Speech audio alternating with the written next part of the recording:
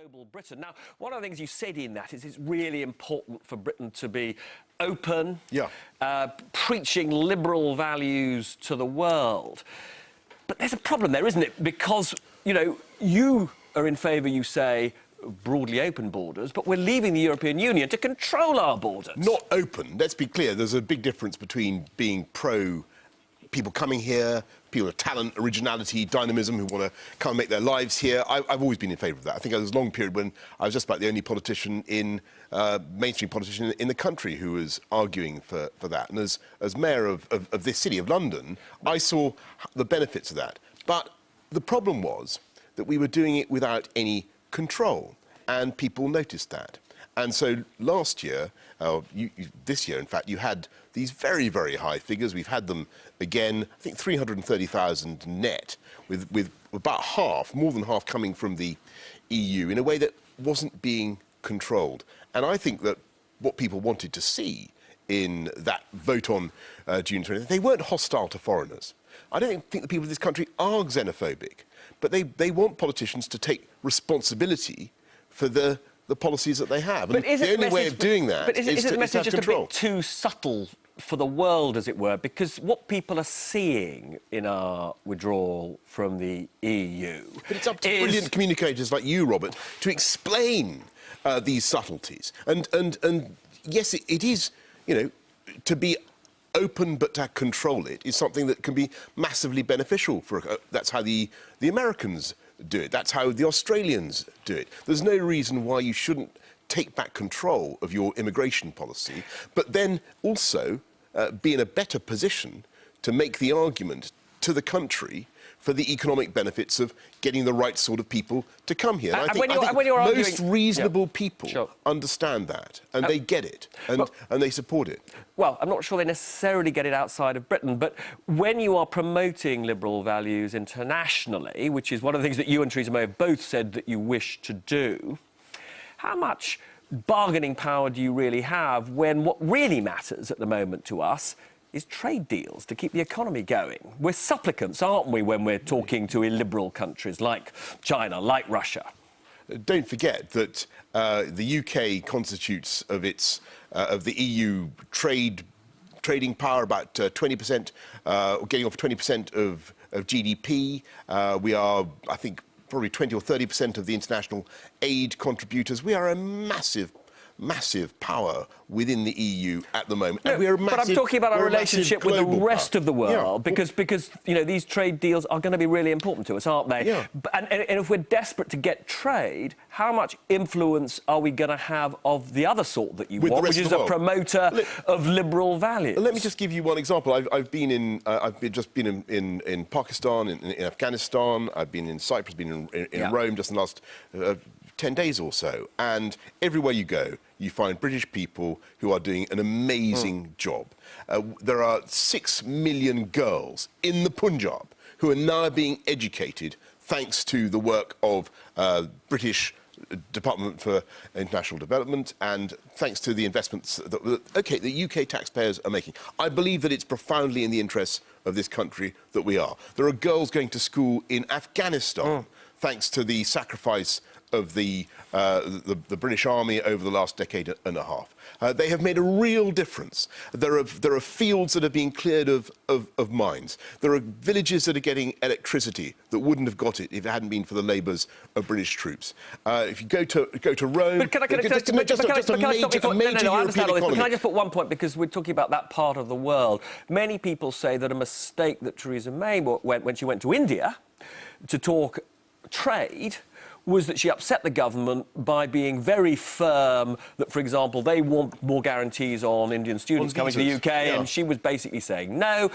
And that meant we got nowhere in trade negotiations. She wasn't saying no. I mean, Theresa made it very clear. That's how they took it. Theresa made it very clear. Actually, we have a very fast system of turnover for visas for India now. We're trying to make it even I think your brother would say not fast enough. And I'm not only in agreement with every aspect of the government's policy. I'm particularly in agreement with my brother, as you might imagine. I think he's right about in his approach. And does the Prime Minister agree with Joe Johnson, your brother, on this? It's a great compliment to this country that as Theresa and I have found, virtually everywhere you go, the number one question that people ask is, how can I make sure that my kids are going to be able to come to the UK and come to university here? Can I give you one statistic? Of all the kings and queens and presidents and prime ministers in the world today, 1 in 7 were educated in Britain. And there's no reason now, when you look at the talent that's coming to our universities, to think that that ratio will go down. So we are the knowledge capital of the world, and that's a great thing for the UK. So just to be clear, you would take the view that, for example, university students should not be included in immigration figures, I assume, which they currently are. I do take that view, but I think it's of massive benefit to this country that we are open. Obviously, you've got to have limits. You've got to make sure, as Theresa has rightly said, as the Prime Minister said, you know, when they come, they've got to be coming for a bona fide degree, and they're not staying on without permission. That is totally reasonable. That is totally reasonable. But don't forget that international students, I used to be shadow spokesman for higher education, and even then, the contribution was, I think, £5 billion a year from their fees to our HE, to our higher education economy. Totally. Well, now, we used to have hard and soft. We've apparently now got 50 shades of grey Brexit, according to the Sunday Times. Now, this is based on what David Davis has actually been saying for some time, but said publicly last week, which is he thinks there is an argument for continuing to pay some money to the European Union if it secures us better access to the single market. I don't think David was saying that. What he said was it was one of the things that could be considered, And that's certainly, all things are currently under consideration. We have a... For you, it's not a red line, therefore. I mean, paying some money over is not a red line.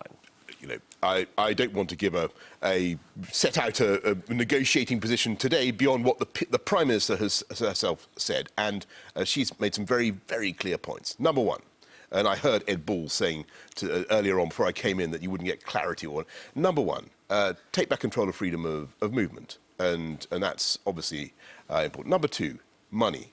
Take back control of the money that is currently preempted. Sure, but if we voluntarily pay money in the way that the Swiss do, for example, that would be acceptable, wouldn't it? Let me give you some more clarity. Number three. Great. On this issue of money, you're going to give me clarity? Number three, take back control of our laws, which is what people voted for. And I think for many people in this country, it was the number one thing they wanted. Was it the number one for you? Was it the number one for you? It was. So more than control of immigration for you was number one control of laws? It was about democracy, and that's what I think people want. They want to see So what the Prime Minister has said is that there will be no jurisdiction of the European Court of Justice in this country. So EU Can I ask you on this issue? Number four, hang on. There's you a wanted fourth. Clarity. There's a fourth. You're getting clarity. Number four, Britain is a great free trading nation.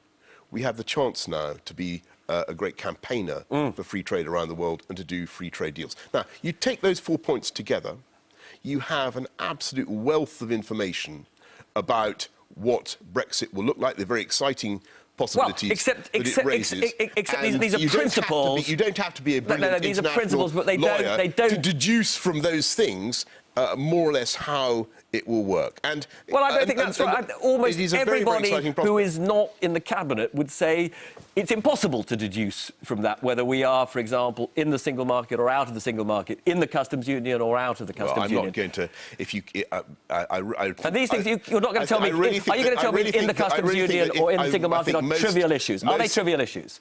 Not at all. But I think I've given you a very clear picture of. So which of those two possibilities? So taking back control of our borders, taking back control of our money, all right. Let's move on. Because I want to ask you about something material to you. I think most people actually will listen to that and think that's a great agenda. And I'll tell you something else. Were you smeared? It's an agenda. It's an agenda that is being increasingly supported by our friends and partners around the EU. Now, the Sunday Telegraph says you were smeared over our friends and by our friends more widely. So one of the things I find so extraordinary about travelling around the world is that they genuinely see the opportunities of doing these free trade deals with us. And so in the 93% of the world that isn't in the EU, they're thinking, wow, Britain's back. Britain wants to do a deal with us. This is there's a very, very exciting thing going on. It is very exciting. But I do want to ask you about this charge on the front of the Sunday Telegraph that you felt smeared when people said that you were wholly in favour of immigration. Well, I think I was in. I was abroad, smeared? and there was a story which seemed to me to be the result of some misunderstanding. I've always been in favour of controlled immigration. Is what you said. Controlled immigration. I think that, as I've said, I think the numbers in the last few years have been very high. And, running at net 330,000 without control, that's but they very did difficult to generate explain. much higher levels of growth in this country than in the rest of the EU. But Allegra, I think our viewers been talking to you. I think they have about serious issues and funny issues. The serious issue is Boris Johnson telling you that he wants foreign students to be taken out of immigration figures. He may have said this before, but anyway, this is an idea that Theresa May is, as Jason Groves from the Mail points out, implacably opposed to. So there's a bit of a split there. The not so serious is that people have noticed that on another TV interview, Boris Johnson had a very long tie. He has since shortened it. He told us as he came into the studio, perhaps having long ties is a comfort he has had to give up as Foreign Secretary. As Foreign Secretary, there's loads of comforts he's given up, and we're going to talk you through just the ones we know about. First things first, he has had to give up his bike helmet here. You can't have the Foreign Secretary pootling around in broad daylight. That's a security hazard, but it means, Boris, we have worked out that you've probably given up 350 miles a year cycling from your home to here. You're agreeing. More you think more than that? Did you cycle every day to City Hall and back? I used to cycle all the way around London. I used to cycle everywhere. Okay, and I do miss it. But I've got to. Why won't they let you do it?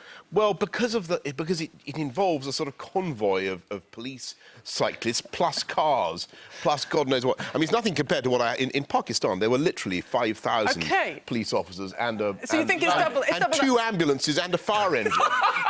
so you almost bankrupted the Pakistani economy. Boris Johnson, I have three other comforts you've given up. You have given up your Telegraph column for your wordsmithery, and speaking your mind, it was over 250 grand a year. Now, the messy hairdo. Now, as you can see today, it is very much brushed, but he used to ruffle his hair up before he went on TV. I know, I saw him do it. I have to say, I prefer the ruffled look. And then very finally, well, this is the hairdo. And then very finally, we have the fact that he used to overlook all of London as mayor. He was elected with the largest direct mandate of anyone in the country. Right now, Boris Johnson, you are many things, but you are not the boss. Robert. Is he not the boss? But what Allegra says, as so often, is entirely true, and it is. But she makes a very good point. It is different being in the cabinet. And what you understand is it is a team. How much of a culture shock has it been? Because you were broadly simply your own person before, and now you have to be a team player. You do. How sort of straitjacketed do you feel? Not remotely, because I think that we're going in the right direction.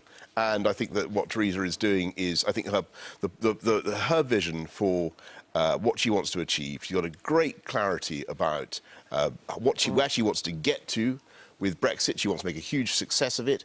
I think that the government's agenda of a country that works for everyone, trying to reach out to many of the people who voted Brexit, did feel excluded, did feel that no one was talking for them, did feel that it was unacceptable, for instance, that the incomes of people at the bottom of companies, bottom 20% of the incomes in companies, had diverged so colossally from those at the top. Can I just ask and I think it's totally right that a one-nation Conservative government should be addressing that. No, totally. We talked a lot about the principles. Finally nodding over there behind me. The personal bit of politics is important. You were plainly shocked. You seemed to be very depressed when you had to pull out of the leadership race after Michael Gove, when he would say, knifed you. How surprised were you that Theresa May offered you this fantastic job? Well, look, I mean, I obviously, I think, generally speaking, people are surprised when I'm offered jobs. There's no doubt that's not the point. That's not the point I'm making. I remember when I became mayor of London, and people were absolutely. Come on, serious for a second. Serious for a second. I was very honoured to be given this job, but it's a very exciting time to be Foreign Secretary, because genuinely, this is a moment when our foreign policy needs, to a certain extent, to be reforged. That's why I'm emphasising what we are doing now now as global Britain, but also the potential to do more. And there's a massive potential to do more with the Commonwealth, in the UN, with the G7, G20, all these bodies where the UK is incredibly influential already. And in our relationships with the EU, we are going to forge a new European partnership, which I think they are starting to see the merits and the benefits of. We had a long-standing problem in our relations with the EU. Sure. Ed Balls kept us out of the single currency under Gordon Brown, and that was absolutely the right decision. But it was the beginning of a profound and important divergence between us and the rest of the EU. Can I just ask you, because people have assumed that you didn't expect to wake up and find that you'd won the vote, the referendum vote. Were you very surprised? I tell you what, as the night wore on, I got more and more excited because it but on that last day, it was Sunderland. It was the numbers in Sunderland. You're not answering. You're prevaricating. Come on. Were you shocked? I know what you're talking about. Is that slightly wan look on the morning after? I can explain that. You've got to understand that Michael and I had just seen a friend of ours had to resign, so David Cameron had to stand down, and that was actually. Of course, it was upsetting because if you think about it, he and I came into politics together, David and I. And one point I will make is that the referendum on the EU was the biggest apple of discord that I've ever seen hurled into British politics. It split families, it split parties. It did. It was really painful, and I don't want to see that happen again. Right. I think for the Liberal Democrats to burble on and for Keir Starmer, we're going to have to come back into referendum. This is all absolutely central to the current debate. But you were telling me earlier that you're a bit peckish. So we've got something for you. Allegra's got a little present. Look at this. So Boris Johnson, you've always said that we can have our cake and eat it on the EU. You're going to have a bit of cake? I want to know. You said you're hungry. You had no breakfast. So the question is, how do you have your cake and eat it on the EU? I think we're going to demonstrate that. We're going to demonstrate that perfectly. Fantastic. Go on. You didn't frankly have the balls to put country before party.